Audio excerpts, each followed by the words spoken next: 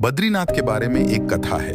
यह हिमालय में 10,000 फीट की ऊंचाई पर स्थित एक शानदार जगह है जहां शिव और पार्वती रहते थे। एक दिन नारायण यानी विष्णु के पास नारद गए और बोले, आप मानवता के लिए एक खराब मिसाल हैं।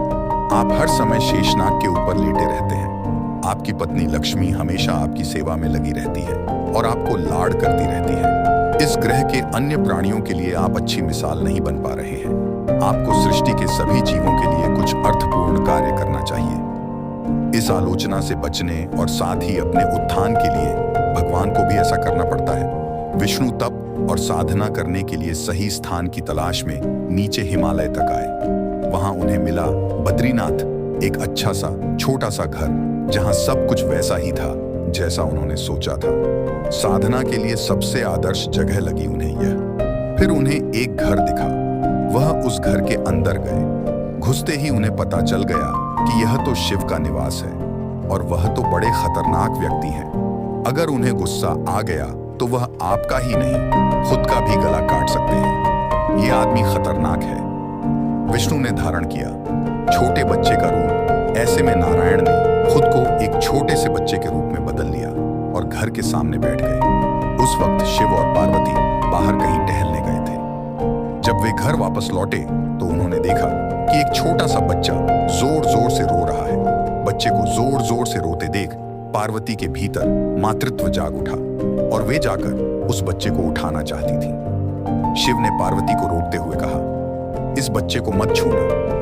पार्वती ने कहा, कितने क्रूर हैं आप, कैसी नासमझी की बात कर रहे हैं। शिव बोले, ये कोई अच्छा बच्चा नहीं है। ये खुद ही हमारे दरवाजे के बाहर कैसे आ गया। आसपास कोई भी नहीं है। बर्फ में माता पिता के पैरों के निशान भी नहीं है। ये बच्चा है ही नहीं।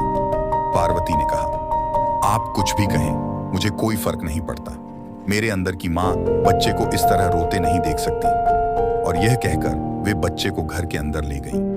बच्चा पार्वती की गोद में आराम से था और शिव की तरफ बहुत ही खुश होकर देख रहा था। शिव इसका नतीजा जानते थे, लेकिन करें तो क्या करें। इसलिए उन्होंने कहा, ठीक है, चलो देखते हैं क्या होता है।